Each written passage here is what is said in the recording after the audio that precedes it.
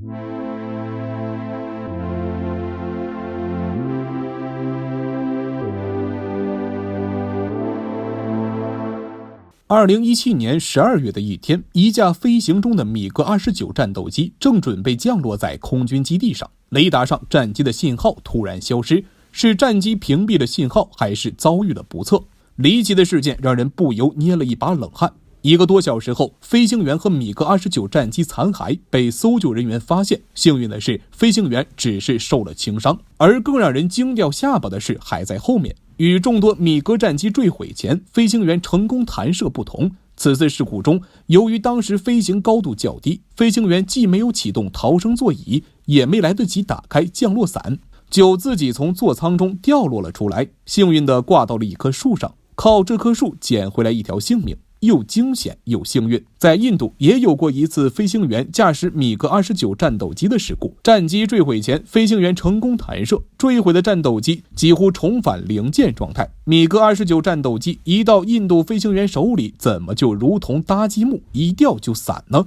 为什么米格29战斗机仍是很多国家空军的重要成员呢？那么接下来我们就一起聊聊米格29战斗机。米格29的研发是为了对抗 F-15而产生的。米格29战斗机最适合于空中优势和近距机动空战，它的基本作战任务是无论何种气象条件下和不管多苛刻的电子干扰下，都能很好的对目标进行摧毁。从这个理念出发研制的米格29必定会成为空中战队中的敢死队。米格29战斗机设计之初就是以消耗的理念来设计的，所以体型较小，与同门师兄苏27战斗机的 14.7 米的翼展相比， 11.36 到 13.9 米的翼展还是明显小了一个型号。机长 17.32 米，比苏27短了4米多，机翼面积38平方米，这对于它平稳的飞行是很有利的。15240千克至18500千克的起飞重量，对于轻型战斗机的米格29来说，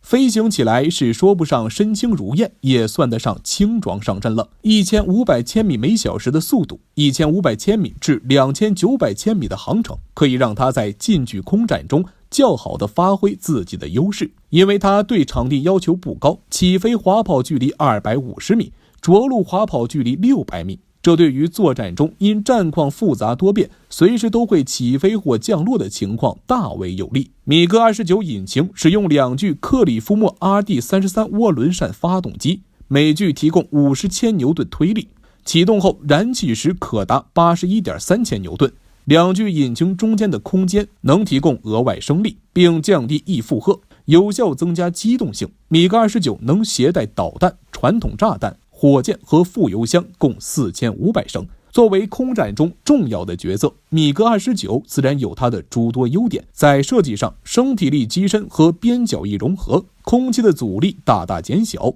它在空中提升速度以及灵活地调整自身飞行状态非常重要。发动机配备有可调进气口，这对经常要在野战机场起降的米格29尤为重要。航电系统的设计对跟踪锁定目标以及对飞行员攻击地面目标都非常有利，携载能力也相当给力，这也为它成为前线主力奠定了坚实的基础。米格29视距内有着惊人的战绩，它的机动性是很多战机都无法企及的，尤其是垂直机动性不错。UPG 在航电方面和 10A 旗鼓相当，在无地面支持的情况下，大家可能基本同时发现对方，互射中距弹后准备格斗。除了以上这些优势，米格29设计还有它的独到之处。飞行员戴上头盔瞄准器，加上它配备的装备，匹配上战斗机独特的攻击角度，可以准确地瞄准并击中目标。因此它能作为多数国家的近距作战主力就不足为奇了。我们都知道，任何事物都没有十全十美，既然米格29在战斗中灵活自如，肯定也有它不足的一面。米格29灵活的身躯必然会让它在内油方面比其他重型战机相差甚远，而价格极其低廉，也是因为电子设备仍然采用机械化。米格29基本型广受诟病的就是内油少，电子设备落后，极度依赖地面引导。米格29的缺陷，早期的绰号是短腿或机场保卫者。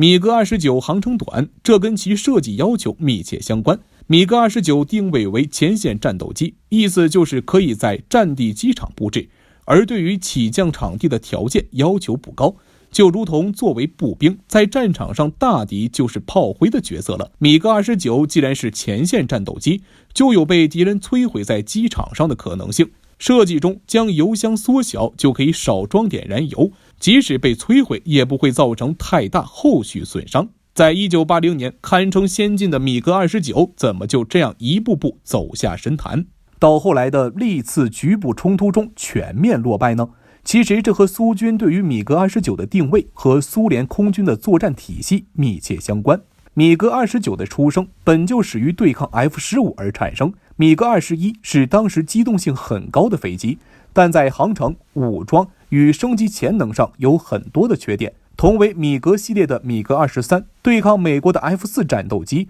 虽然它的飞行速度较高，有较多的携带燃料和装备的空间，但又因此在战斗中缺乏灵活性。而苏联此时需要一款兼具运动性能优异和航电性能高的战斗机。先进战术战斗机价格昂贵，在数量上无法满足需求，于是在1971年这个计划被拆成两种，重型先进战术机和轻型先进战术机。苏27侧位就是重型战斗机，米格29则是轻型战斗机。由于对米格29的定位是前线战斗机，所以米格29格斗性能非常优越，机体和发动机的寿命自然就不长了。米格29战斗机的机体寿命相当于同期产生的美制 F-16战斗机的一半左右。单机价格虽然相对低廉，但越廉价的东西更换越快，成本越高。在1991年至今的多次局部冲突中，不具备远距空中作战优势的米格29战斗机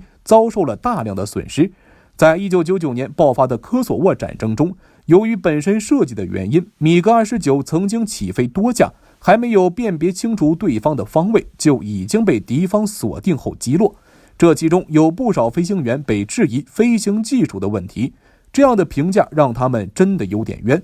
米格29自身设计上的问题和其配套作战体系的残缺，都是导致这些问题的重要因素之一。米格29在缺乏远程预警飞机的全员支持和地面雷达组成的防控网随时通报敌情的情况下，在空中完全处于白内障状态，只能依靠自身的雷达和 ISRT 等设备去探知目标方位。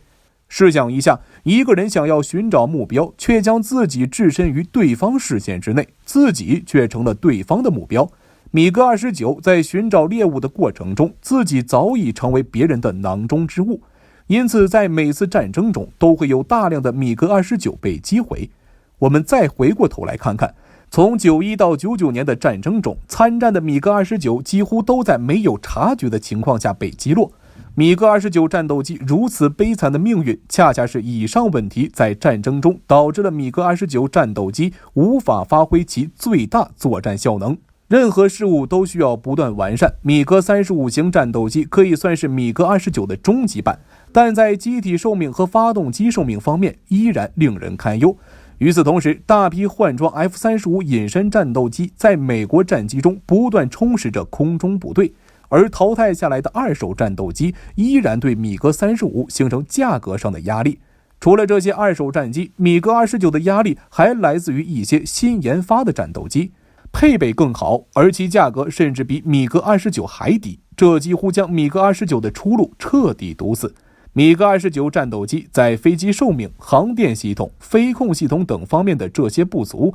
在米格35中都有质的提升，但变化是无处不在的。在米格29升级的同时，世界多个国家的战斗机也已在更新迭代。感叹米格29生不逢时的同时，米格29也艰难地走过了属于它的时代，虽败犹荣。即使在战争中和先进的战斗机相比没有绝对优势，但它也让一些弱小的国家有了自己的防空力量，打造了属于自己的一片和平蓝天。